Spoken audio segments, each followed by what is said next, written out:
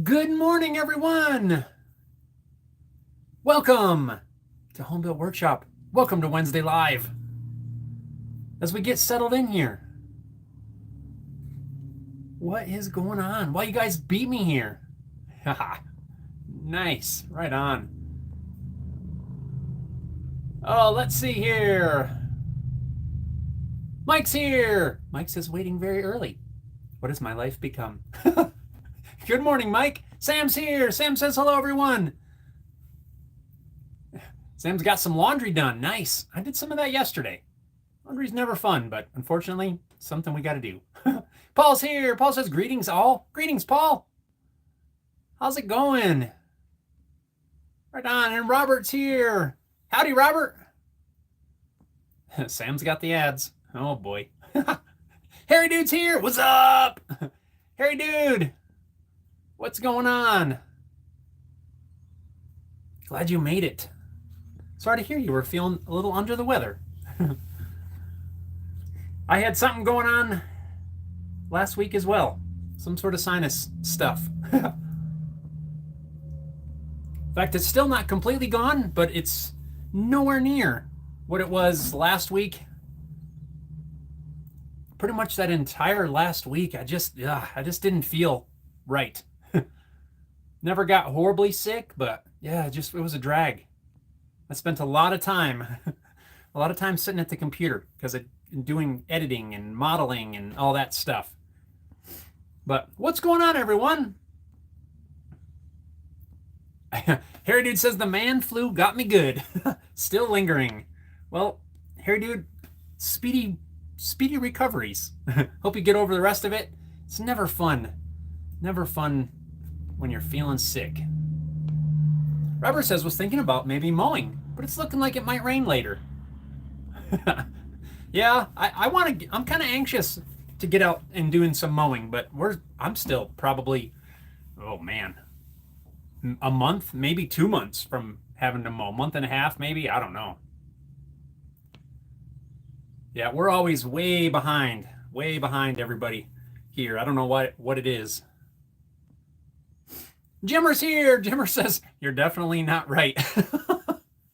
Yeah, I'm not going to disagree with you there, man.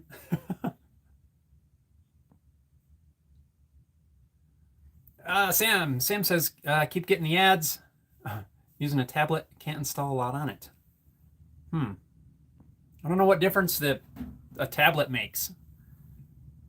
But maybe there's something. I don't know. Sorry, Sam. You're having issues. Robert says to Harry Dude, hope you start feeling better. Yeah, me too. I don't want anybody to be sick. Never fun. Jim says we've mowed 3 times this month. Wow.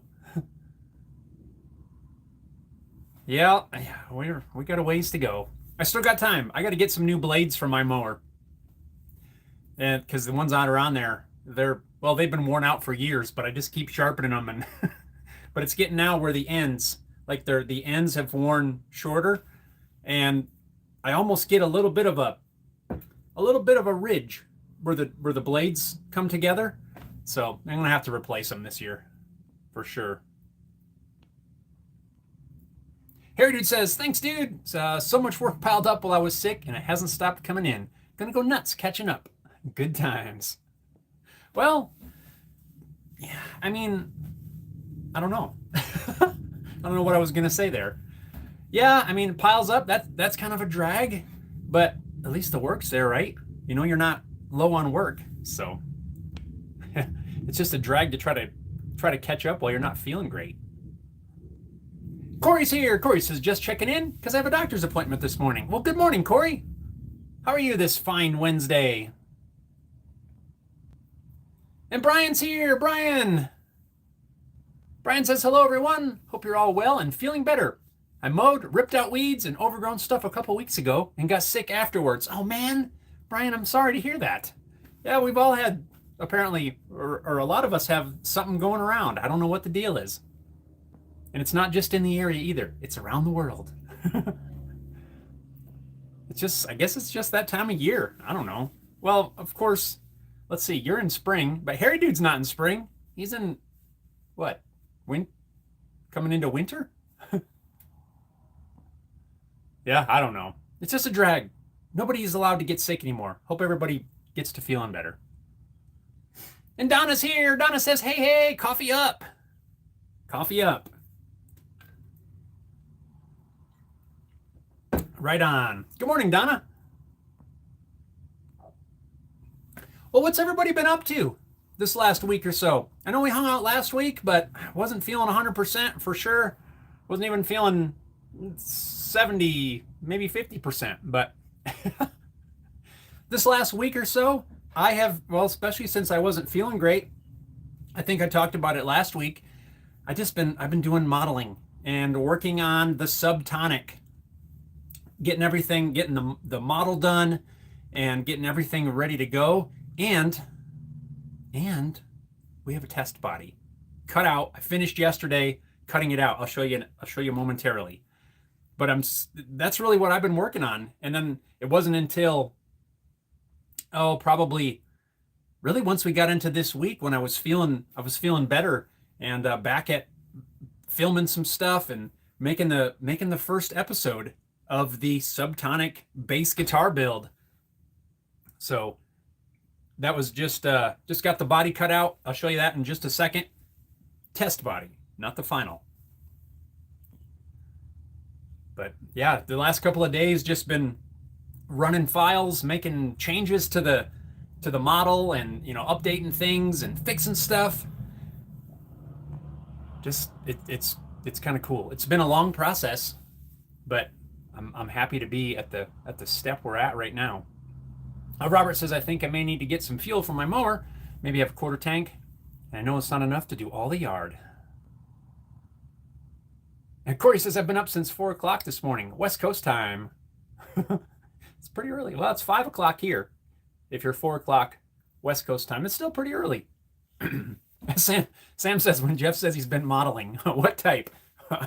Can't tell you that there, Sam. But anyway, who wants to see the body? If you want to see it, hit that thumbs up button. And I'll show you. I'm going to show you anyway, but hit the thumbs up button anyway.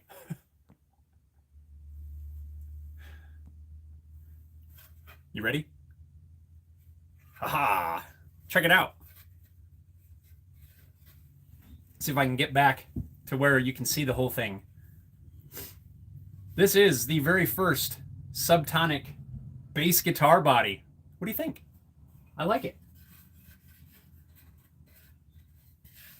We got the old belly carve here, control cavity, arm bevel with extra lightning holes.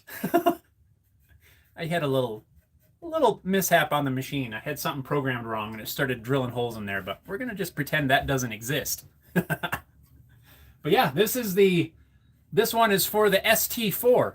See what I did there? ST, subtonic 4-string. That's what I'm working on right now. I've got the drawings together for a 5 and a 6-string.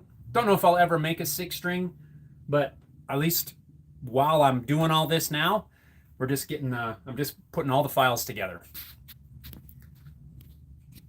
So, but yeah, this is the subtonic. At least the first version. There's still lots of fine tuning that I need to do in some of the tool paths, just so I don't get like weird ridges and stuff here. That could sand out really if I needed to, but I'm trying to fine tune everything so that I don't get these little. There's a little, can't really see it, little ridge here, but I like it. I like the shape. I like the curves. And I like this cottonwood. This stuff is super light. I hope I can find some usable material out of the slabs that I have, because I would like to make a body out of this. It's really light. I can't really get it to,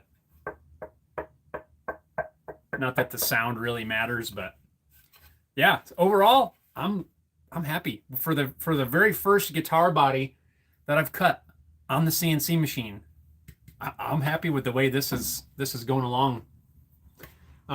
Next up, I'm going to basically do this same process with the neck and kind of have a prototype neck.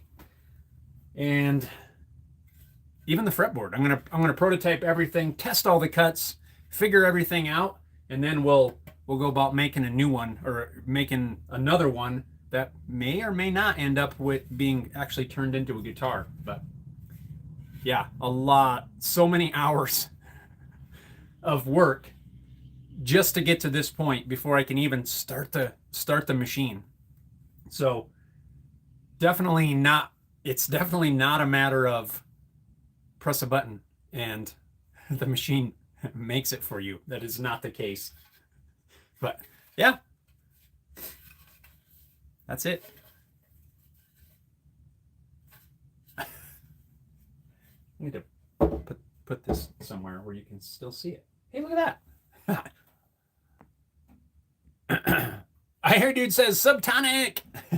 Yeah. Thanks to Harry Dude. I think you were the one who suggested the name Subtonic. And that is what it's called. Scott says, don't worry, I will not be exposing. Scott's here. Scott says, hi, Jeff. Says the body looks great. Thank you, Scott. I'm happy with it. Like I said, for the very first round, and I can't complain. There was some errors, and I made lots of corrections along the way, but it's coming along really well. Brian says, super nice. Right on. Thank you, Brian. And Sam with the super chat says, towards blades. Yeah, I'm going to need some of those too. Right on. Thank you, Sam. I appreciate that. Coming in with the super chat. Right on. And I'm going to press this button about 800,000 times before it actually lets me select it. I don't know why that is.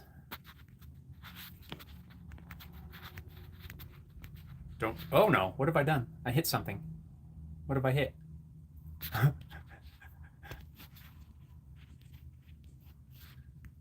There we go. Right on. Robert says, hey, for anyone that likes a mocha coffee, you can find the Silly Cow brand of cocoa mix. Makes a good mocha. Right on. Harry Dude says, what pickups are you planning to use? I'm not 100% sure yet, but I did base this on, let's see. Is it the size is based on the EMG, I think it's the 35 series? I may have that wrong, but it's kind of a standard size. Seymour Duncan makes a passive pickup that's the same, that fits in the same cavity as the EMG. I'm pretty sure it's 35 series. And that's just what I've got this modeled in as, just because it would be probably a likely option, but I'm not 100% sure. I don't plan on doing active, at least yet. I'll probably go with some sort of passive pickups.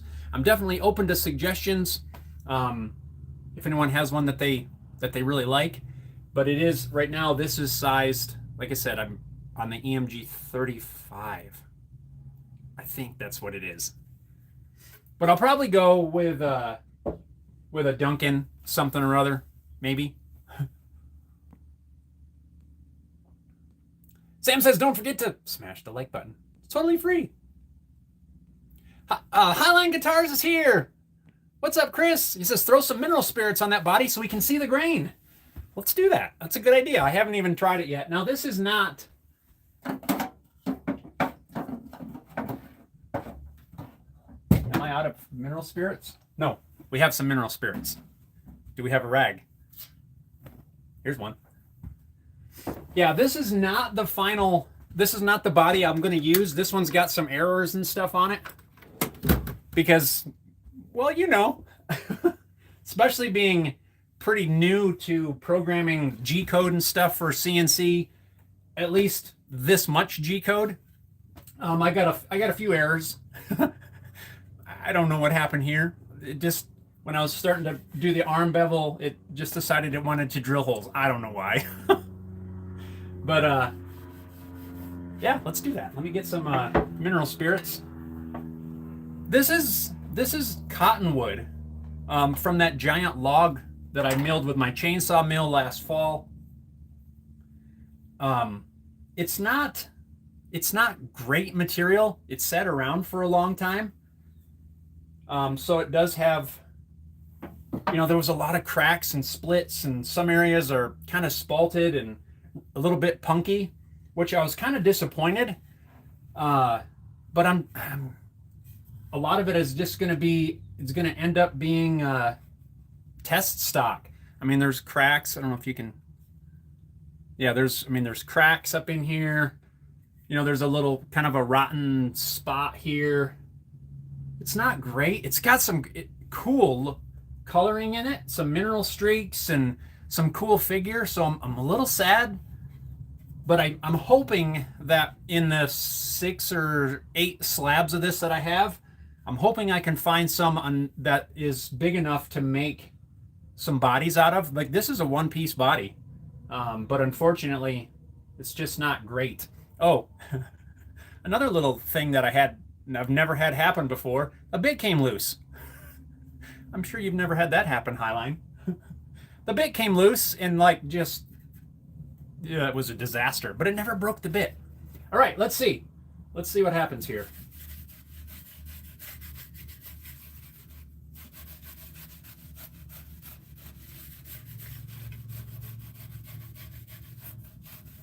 I think I need some more mineral spirits.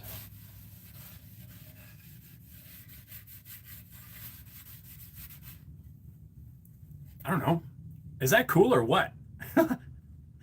That's why I'm hoping I can find some good pieces. Just the colors in here and the figure, it's just cool looking. I mean, what a wild piece, right? And that's no stain, dye. I know it's kind of probably hard to tell on the camera, but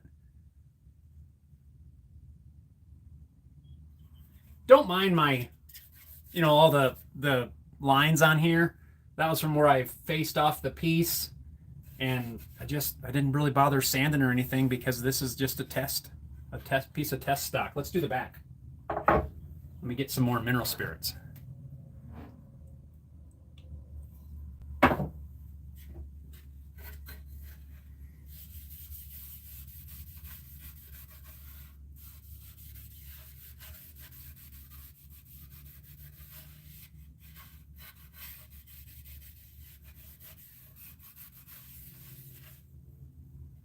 Look at that.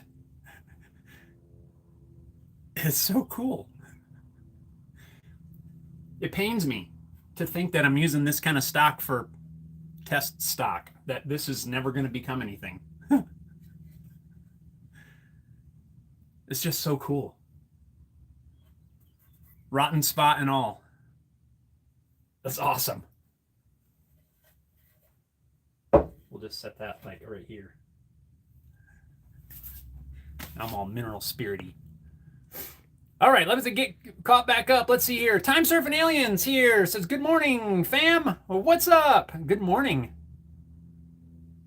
Hairdude says, looks the goods. Well done. Right on. Time Surfing says, I like that shape. Awesome. Thank you. I do too. You know how many different revisions I've made before I got this shape. And this shape here was, I had probably 4 or 5 different iterations of that, but when I started changing some certain curves and I got that, I went, that's it. Dan says, nice wood grain. Thanks, Dan. Robert says you could almost make that test body into a playable base on the goof where it was drilling down a bit, the comfort carp, lengthen it and do an inlay accent. Yeah, you could. I mean, I could totally complete this. It's just got a few errors. You know, some things will sand out, but that one won't. But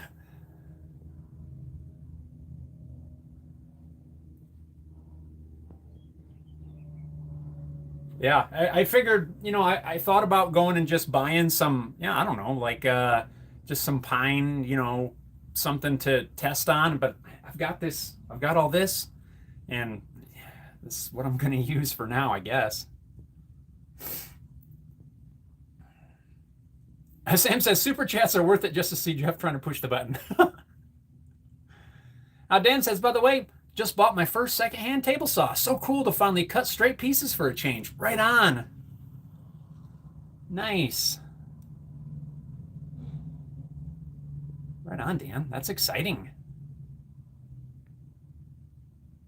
Heritage says, thought you might be going humbuckers like the Stingrays. I think the ones I'm talking about are humbuckers, or at least Duncan makes some. I think they're a humbucker. I'd have to double check.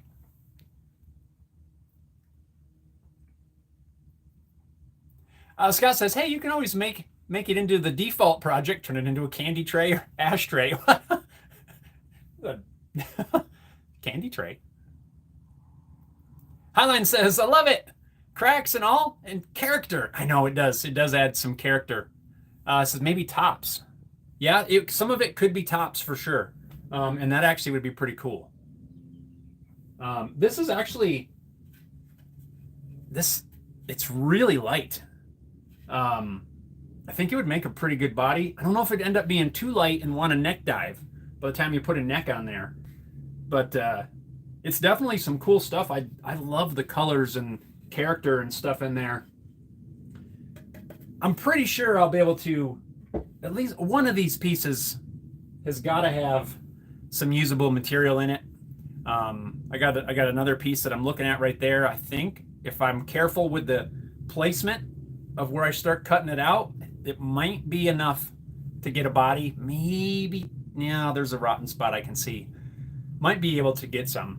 I've got quite a bit of this material around, so I'm pretty sure I can get some usable stuff. It's just finding it. You know, finding the usable piece. But it would make some cool tops, for sure. Definitely, there's got to be tops in here. Throw it on some. I got some alder. I got an alder body blank with a cottonwood top. Interesting. Mahogany body, cottonwood top.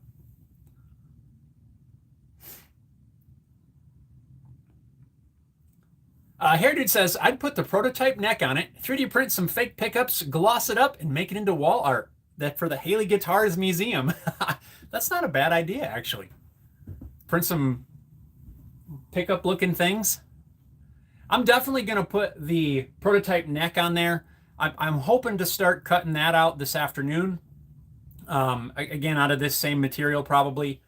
And, you know, as I work through all of the tool paths and everything,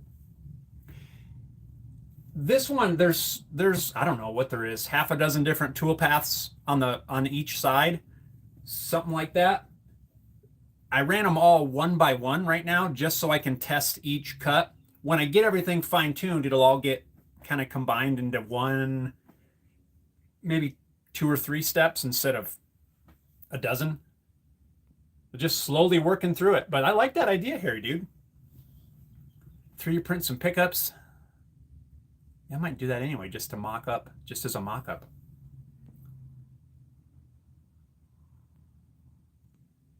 Sam says, or Sam asks, have you ever considered making a deliberately rough-looking guitar for bands?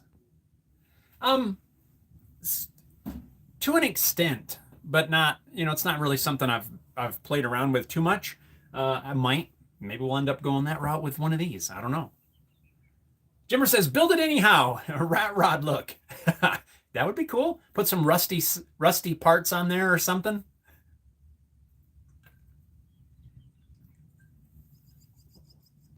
And Robert says on the places where the wood is punky, you could soak it in some super glue. Yeah, I mean, if it's not a very big spot, like right here,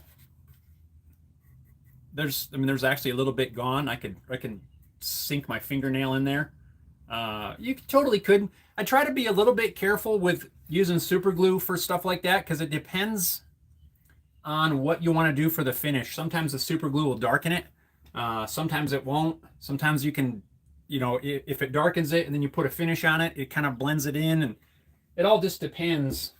So I'm usually a little bit hesitant on doing that, especially if I'm not 100% sure of how I'm going to move forward finishing things.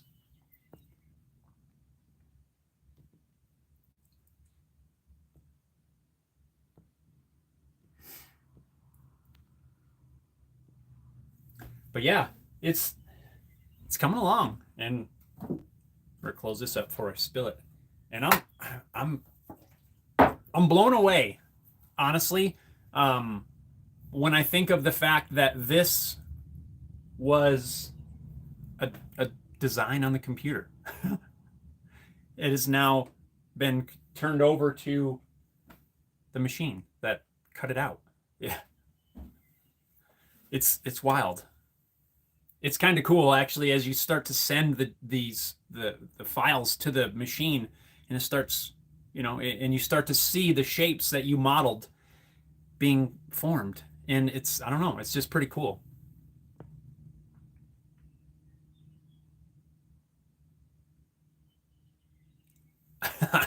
Here, it says, you can always fill the faults with the sap of the epoxy A and B trees.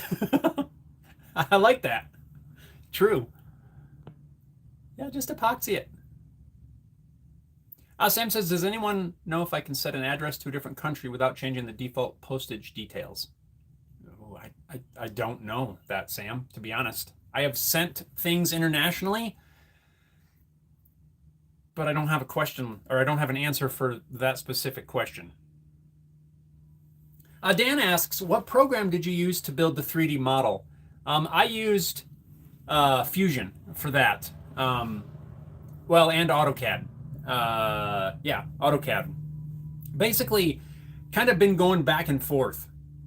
I did a lot of the initial stuff in Fusion, and then I took those DXF files into AutoCAD, because I hardly even know AutoCAD, but Mrs. Homebill is the AutoCAD professional, and she helped me with a lot of that stuff, and then I was able to pull it back into Fusion to finish the modeling and all of that stuff. So a lot of back and forth to get to the point before I could even start cutting stuff.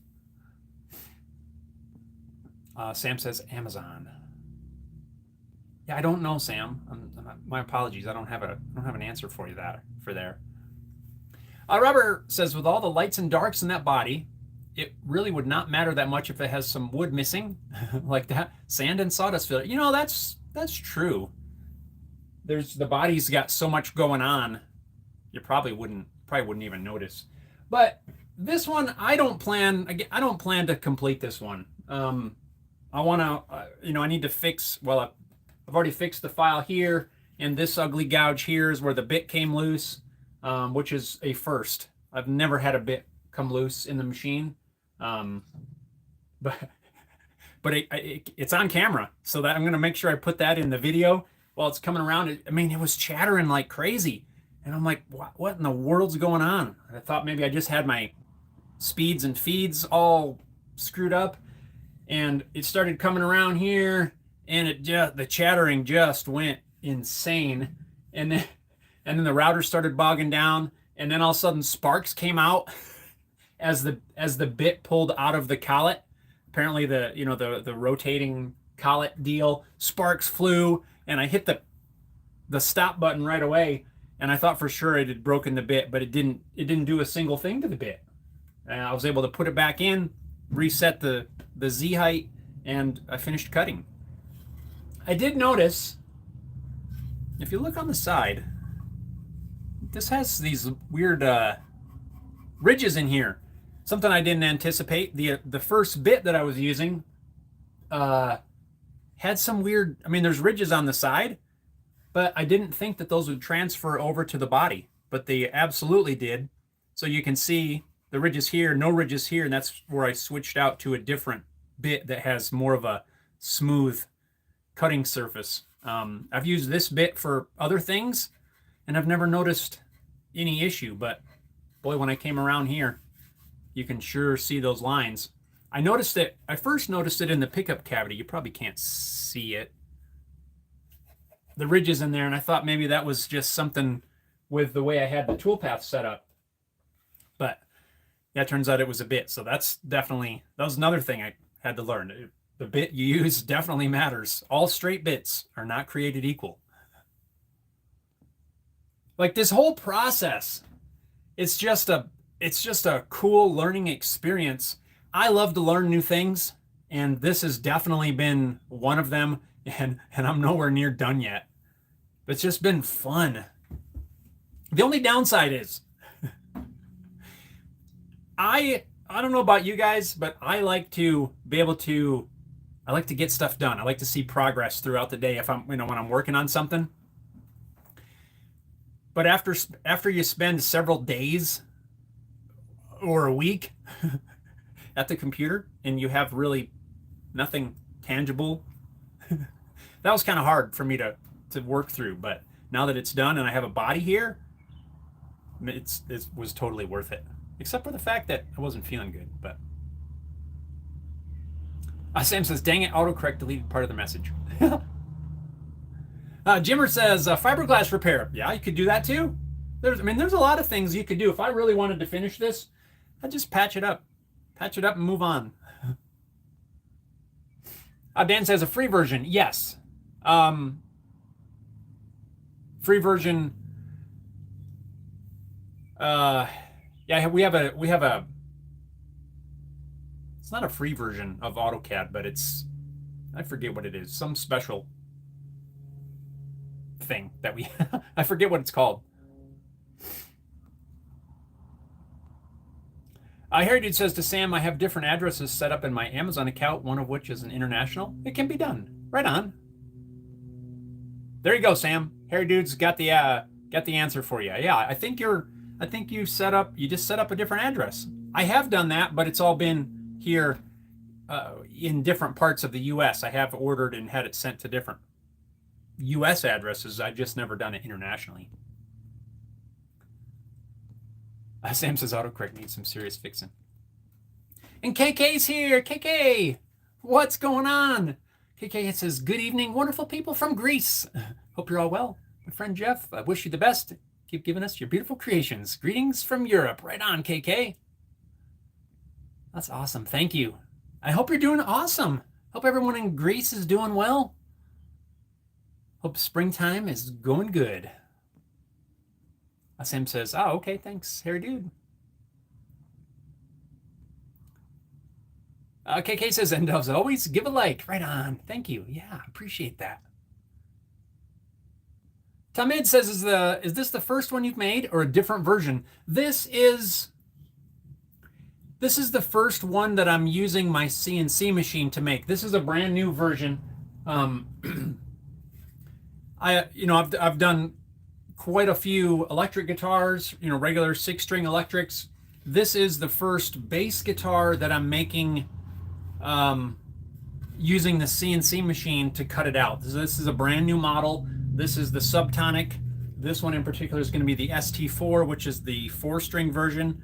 I have never built this particular model before. It's something I've been working on and off slowly for what seems like the last couple of years. I've been wanting to do my own model of bass guitars, and this is the first. This will be the first one. This one won't, but this is my test piece here. But up until now, all of the electrics that I've done, I've used templates, to get the shape and everything. But now I'm working at transitioning over to cutting this kind of thing out on the CNC machine. And this is the first. This will just be my first, the first model done that way. Once I get this one done, then I'm going to work on transferring all of my other existing designs over to digital so that I can use the machine to make them instead of using the templates. So kind of a long-winded way of saying it's a new model. I've never made this one before, but this is the Haley Guitars Subtonic.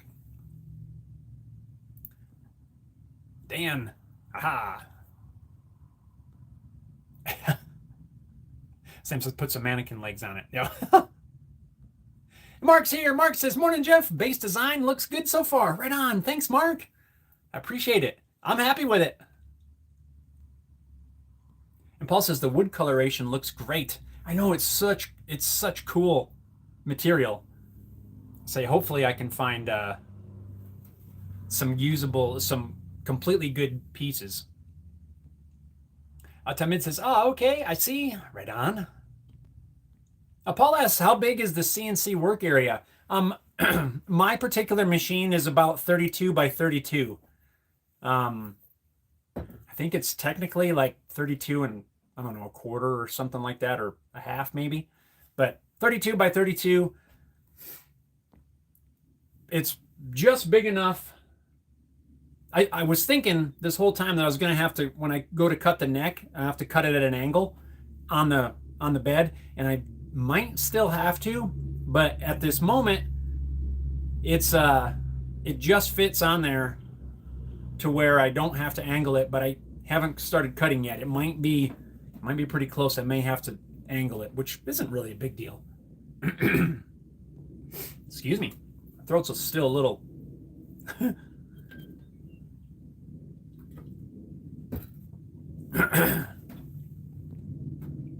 Time Serpent says, gotta go. I'll catch the replay. Right on. Have an awesome day. At least you could tune in for a little bit. Sam says, be safe, Time Surfing. Paul says 32 by 32. Isn't that the same size as your shop? Yeah, I think so. Pretty much. I will say it was tricky when I was planning to get this machine. I really had to do some creative stuff to get that thing to fit in there. There's a portion of my little space that is shared, storage, just household storage stuff. I had to reconfigure all of that stuff so that I could basically put a table on top of it. And yeah, it's the CNC machine overall is higher than I would really like it, but that was because I needed to accommodate other things that are stored with it. So one day when we have a bigger space, it will get lowered a little bit. It'll make it easier to reach to the back side. It's kind of tricky right now, but it works. It's not ideal, but we make it work. Jimmer says Jeannie needs to take better care of you. Yeah. No, I just need to not get these dang sinus colds or whatever the heck it was.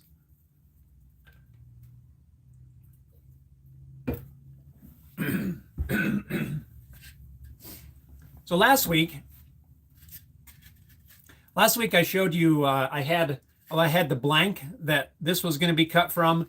I've got another piece of that same cottonwood that is going to become a fretboard here today or tomorrow as I test the process. The only other thing I need to get made up for this is a neck blank. I think I've got a couple pieces around here that'll be all right. But yeah, we're gaining.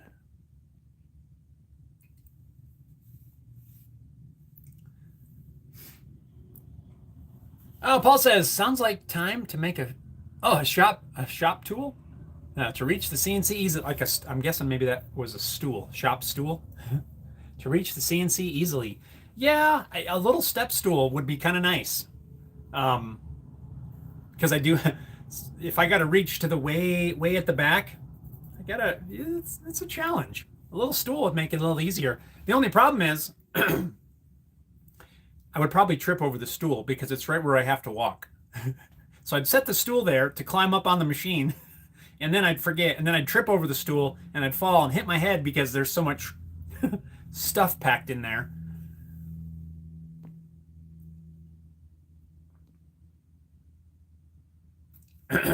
Jimmer says you should do an update video on the shop and your small space solutions. That's not a bad idea. The only thing is I don't think I've really made too many updates to the storage solutions. As I'm kind of scanning the area, I'm trying to think of what is new. I haven't really changed much in the shop. I'm scanning the area, trying to think of what might have been different since I did that last update video. I don't think I've changed a whole lot, really. You guys ever just fall into a rhythm and deal with it? I mean, there's probably some different things. I could probably rearrange a few things here and make stuff work better, but I can't quite think of it, what that would be at the moment. I'll think about that. That's not a bad idea, Jim. Man, excuse me. Sorry, guys.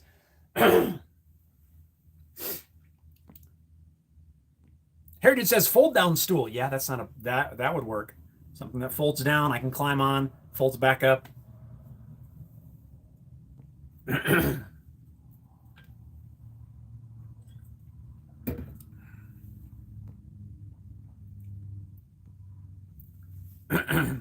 My throat. Dang sinuses. Throat doesn't hurt. It's just, you know how that is. Sam says maybe buy an electric kettle like we use in the UK. Makes boiling water much faster. Takes around 3 minutes in the UK on 230. Maybe around 4.5 on 120. Still faster than the stove. Yeah, I have one for the stove, and it takes 4 minutes, 5 minutes to boil a pot of water on the stove. It's not terrible. Paul says you could Matthias Wandel it and use found wood and an electric washer motor to over-design a lift system to bring you up to the level of the CNC. I like that idea. He's got some pretty cool ideas. If you've never watched Matthias, he's got some pretty cool stuff. Jimmer says, deal with it every day. Yep. And Scott's got a question. Scott asks, can anyone please tell me the approximate weight of a telly body made from alder or basswood before grain filler and paint and lacquer, before finish? I don't have a great number in my head at the moment. Paul, I'm thinking maybe you might have an idea of what that might weigh. I'm guessing somewhere in that 4-pound range, give or take, but I could be way off on that.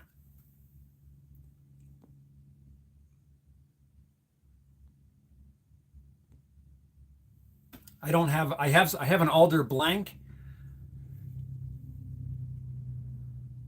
somewhere right there. An alder blank, but that doesn't really tell you because it's not cut to size. I don't have a great answer on that one for you. So I'm hoping you guys might have an idea. There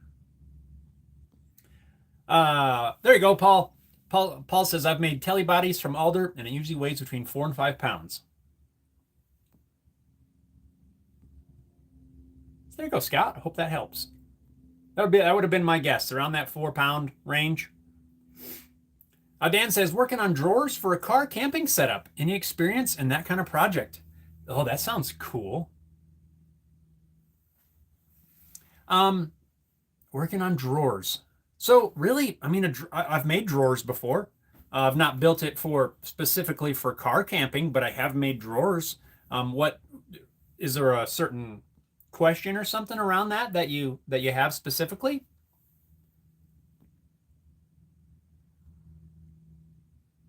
That sounds cool. There are some awesome car camping setups that I've seen. I like to watch those and get different ideas for things. One day I feel like I want to build something like that. But yeah, what's your question on it, Dan? Let's see if we can help out. That's what we like to do. Sam says, I guess the UK has more manly power voltage. More power. I never quite understood that. Like most countries use 220. I don't understand here, but in the North America, at least, as far as I know, yeah, I don't know why lots of other areas use 240, but we only use 120. I don't understand it. It's one of those things that you just kind of ponder once in a while and go, I don't know. Harry Dude says to Sam, I think you may be correct. We have 240 here in Australia too. 10 amps per outlet here. So, yeah, I don't know. Sam says you can make a treehouse for a whole family to live in. That'd be kind of fun. Just move into that.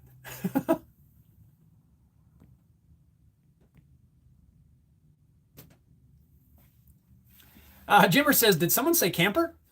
Ever see a custom one, Jeff? Why, yes, Jimmer. Yes, I have. I have. Pretty cool. Pretty cool one, to be exact. Yep. Yeah, Dan, I know Jim's got a little bit of experience in the custom camping setups. Yeah, I'd be curious what kind of questions you have on that. Sam says Jeff needs a moonshine setup. I don't think so. I don't need any of that. I mean, it'd be fun, because then we'd have to like get a moonshine car and like back in the day. It'd make for a fun time.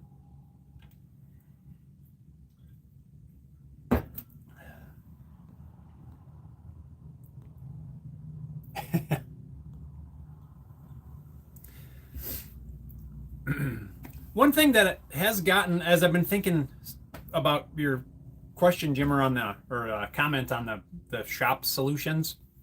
A while back, I made that laptop swing arm thing.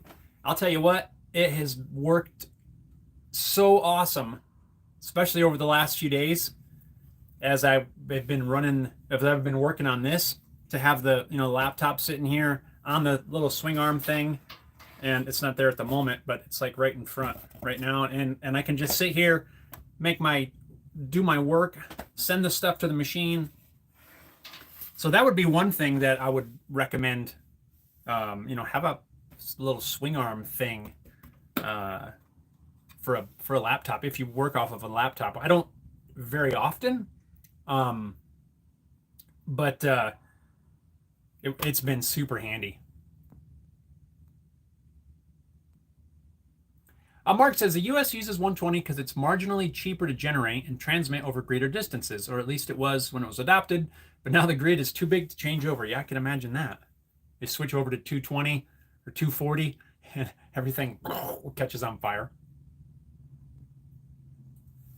Paul says, I went out on a limb once and suggested a treehouse to live in. Wife said I should leave that idea alone. Ta-dum.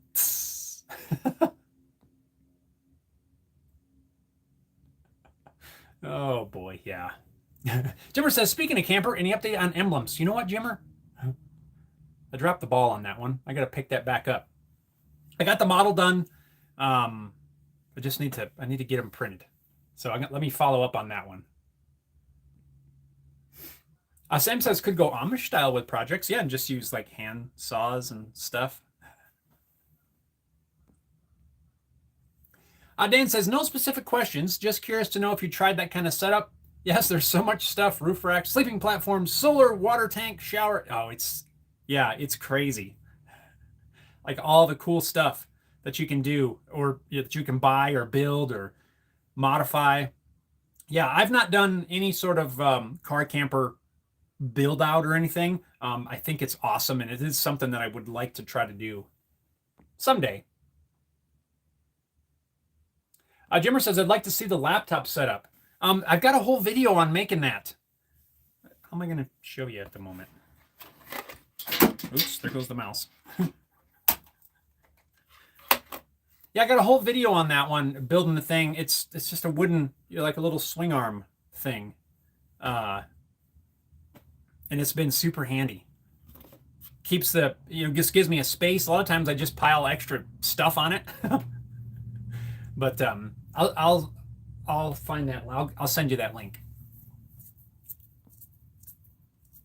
Sam says build an ark. We don't get enough rain for an ark. Oh, Harry Dude just got a YouTube notification for this stream. Well done, YouTube. Inspirational. Right on. That's weird. And I even scheduled it a week ago. So I've been trying to schedule ahead of time so that maybe, the notifications work better. I don't know how that whole thing works. And Dan, bam. Yeah, so as soon as we're done with this one, I'm going to schedule next Wednesdays. And, maybe it'll help with the notifications. I don't know. Apparently not, because this one was scheduled since last Wednesday.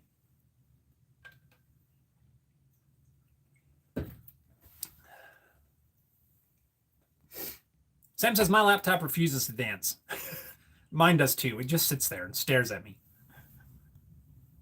So, Harry Dude, back to pickups on this. Do you have any good suggestions for one that you like? Any particular models or manufacturers or anything like that? Anyone that you've particularly worked with? I have personally only worked with about well, probably one set of bass pickups. And that was for that Thunderbird bass that I made a few years ago, or Thunderbird style bass that I made a few years ago. And those were, what were those? Those were expensive pickups. The customer picked them. What the heck were they? Where's the name? There's a name around here somewhere. Those were Lawlers, and they sound awesome, but they were pricey.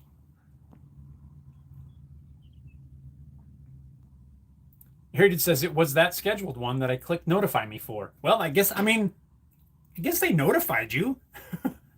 It just didn't say notify me when.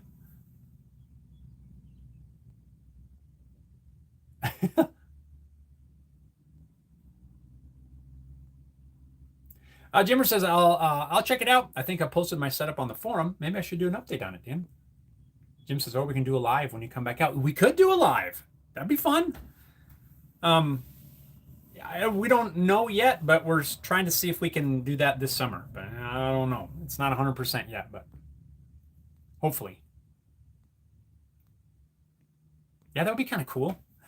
A live stream from the setup.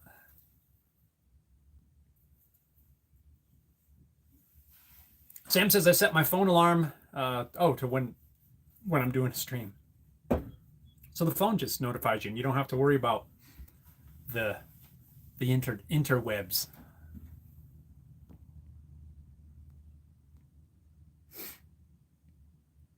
That's weird. I don't know how that stuff works. I do know that make sure, it's probably not the case, but make sure your device, the time is correct. What was I on the other day? And the time was I was on something. The heck was that? And the time was all messed up and notifications were weird and I don't know what happened.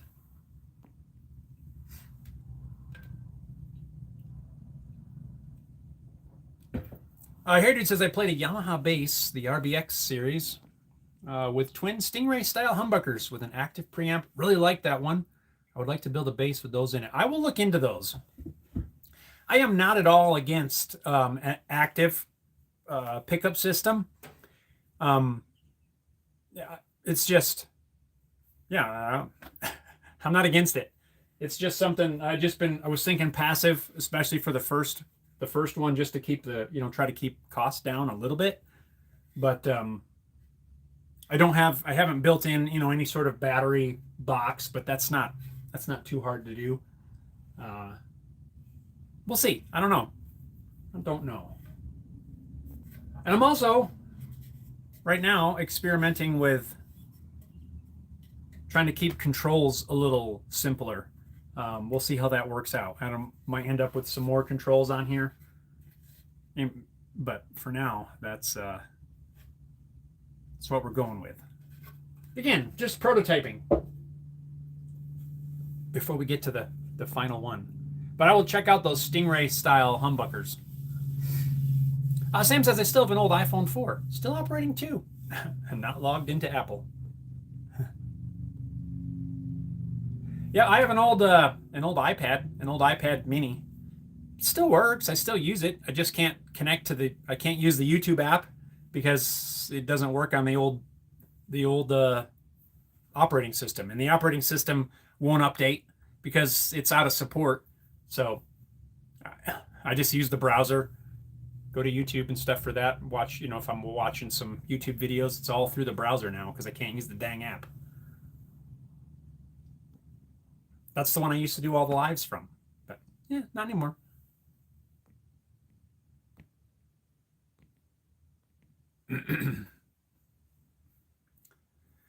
All righty, let's see. What else? I guess I need to Here's an offcut from the piece that, well, that I just cut this body out of. You can, I don't know if you can see, you can't see it. Little punky holes in there. I'm going to cut some smaller pieces out of this so I can make a control cavity cover, you know, some of the smaller parts. Just going to work on that here once we move along here in a few minutes. And I'm going to start prototyping the neck.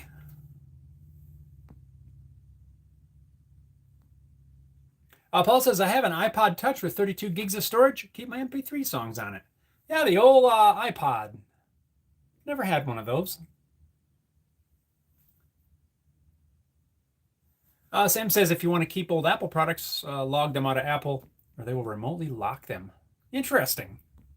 That'd be a drag.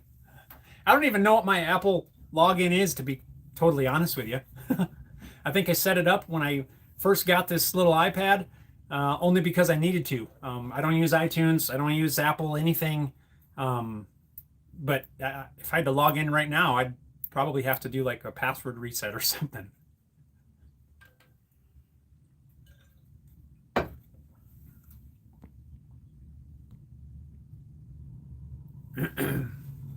Yeah, never got into the, you know, the iTunes and all that. Ouch.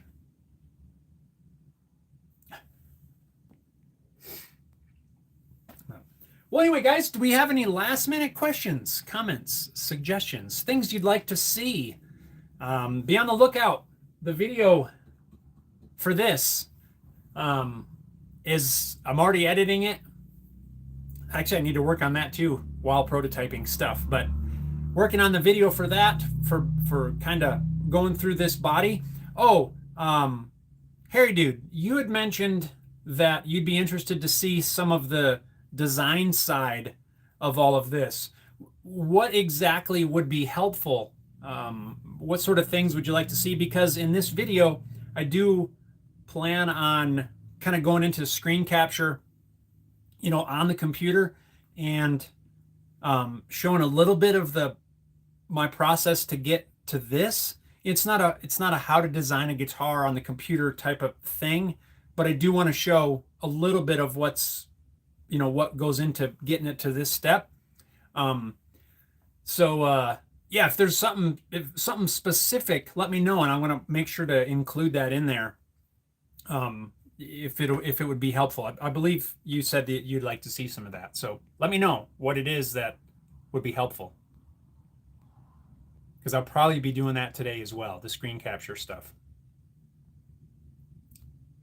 Harry Dude says, I have old iPads, iPad 2s that still work, and an iPhone 5 that is still happy. Yeah, the iPad still works. I just can't update. I can't update the YouTube app. It just won't. The YouTube app has to be on a certain version of the iOS, whatever, and it won't update past the version it's at. I mean, the iPad still works. It just doesn't update some of the apps now. Paul says, body polishing question. Go, Paul. Ask away. Robert says, everyone stay safe and healthy. Thanks, Robert. We will do our best. And Jim says, what's the winning numbers for the Powerball? I have no idea. I wish I did. I think it's 1843652. Paul says, have 4 coats. Going to dry sand with 600, apply more coats, then use a white pad to polish it up. Does that sound good? 4 coats, a level sand, and then more coats. Yes, I think so. I think it's good, you know, along the way, carefully sand 600 grit. Be careful that your 600 doesn't gum up. Sometimes it's not fully cured, which is okay as long as you sand correctly, or sand carefully, I should say. Don't let the sandpaper gum up, or sometimes that'll dig, you know, gouges in there that can then be a little bit trickier to get out. But yeah, level sand that thing, apply some more. I don't know how many more. I would think you'd want to be, if you're wiping it on, 8 to 10 coats, I would think. Let that cure. Then you're going to level sand everything. So you can't polish it, or I shouldn't say can't because there's always exceptions. You don't want to polish it until the surface is flat, right? So if you're gonna sand it to 600, this is a good chance to level it out as best you can right now. And if it's not 100% flat, that's okay. You're going to add more coats. Then you can sand it back down again. You want everything to be flat. If you have any imperfections in there, maybe I don't know, any brush marks or anything in the finish, you want to get those out completely before you start to polish. And I wouldn't polish. I would sand up to 2,000 grit personally. You might be able to get away with 1,500, but I take it pretty high before I start polishing anything. I just think that the more work you do before you get to the polish, the better your results will be. That's my opinion. But yeah, so I would level sand it now as best you can. If you can get it completely smooth now, that's awesome. If you can't, it's all right. You're going to add more coats, but you want to start building that base to get it nice and flat by the time you're done. And then once everything's cured, like I said, you're going to level sand it again. You could start with 600 lightly, get everything level sanded, and then work your way up. Like I said, I would go to 2,000. You'd probably be okay with 1,500. And then from there, can you really start polishing? Otherwise, what happens if you don't take it to that high grit? So let's say you just sanded it at 600 and then you wanted to polish it. It is going to take so much effort. You're going to have 600 grit scratches in the surface. And if your polish can't take out 600 grit scratches, which I don't know if there's too many that will, you're going to be forever polishing to work out those scratches because you're going to be able to see them. I like to use light, all kinds of lights when I'm sanding, like LED work lights, and I'll work on that with the lights off, with the lights on, looking at that surface. And if I can see scratches from that previous step, like let's say you sanded with 600 at the end, right? So you leveled everything with 600 and then you go up to 800. As you sand, you'll be able to see those different grit scratches in the surface. And you don't want to move from 800 until you get rid of those 600 grit scratches. So light is really important. You can, if you work with a light raking across the top, or something like this, that's shining me in the eye. Why did I do that? If you'll work, it's shining across the piece, it helps highlight some of those scratches. And you just want to, as you work up through the grits, remove all the previous grit scratches. It's just going to save you a lot of time when it comes to polishing. When you get into it, though, if you have questions, let me know and we'll walk through it as best we can. Robert says, have you ever thought about building a lap steel guitar? I think it would be a cool project. I have thought about that. Heritage says, I'm interested in getting a design from paper to digital and how you would go about modeling the curves to match. Scaling also. From paper to digital. I didn't go from paper to digital on this one.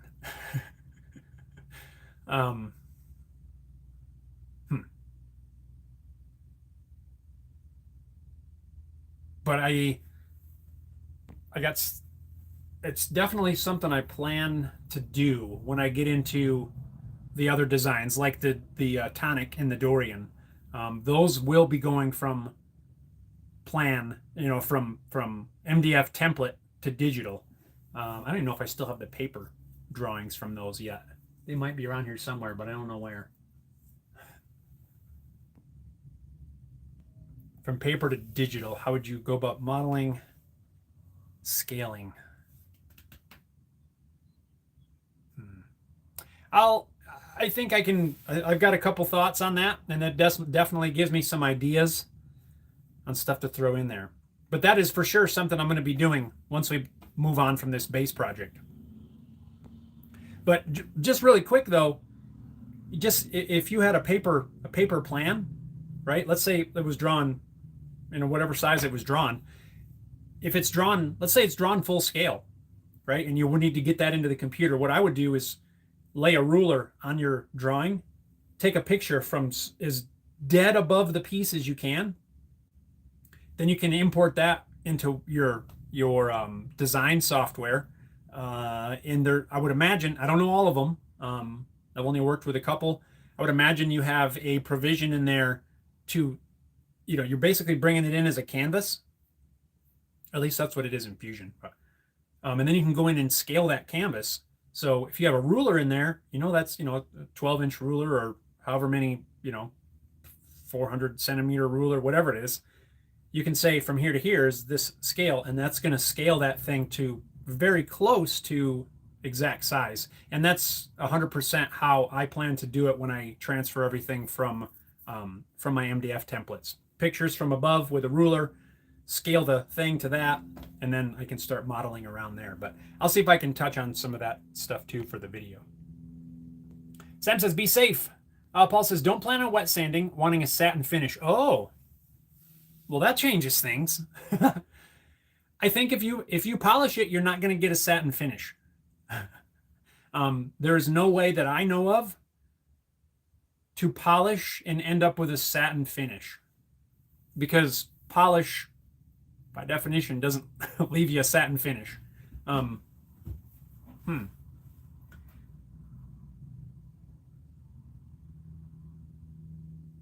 You could steal wool after the fact.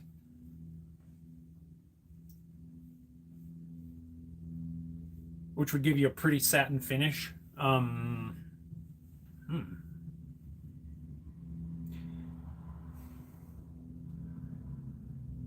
Interesting. We'll work through it though. You let me know when you get to that step and we can try to figure this out. Paul says, hand sand with 600 or orbital sander on low. I like to sand by hand, but I'd be lying if I would say I've never sanded with an orbital.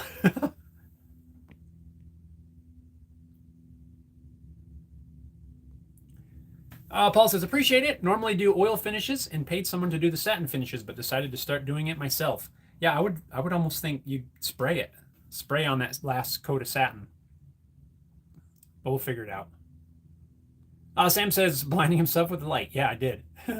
Heritage says, maybe not paper, but definitely a physical template to digital. Yes, that is 100% what I'm going to be doing. So we should be able to cover that. Sam says, would a 14,000 lumen light be effective in the workshop? Probably. Sounds like a lot. Paul says, have a great week, guys. Right on. Right on. You too, Paul. Yeah, we're going to wrap this up too, because I got to get to cutting a neck blank and editing some video for you guys to check out. Right on, guys. Thanks a lot for tuning in as we have debuted the Haley Guitars Subtonic, even though this isn't the final body, but it is the final shape. And yeah, pretty happy with it. I like it. So thanks a lot, everyone, for tuning in. I appreciate each and every one of you. I hope you all have an awesome week. I hope you can get out in your shops, make some cool things, build some stuff, play some music, whatever it is that you enjoy doing.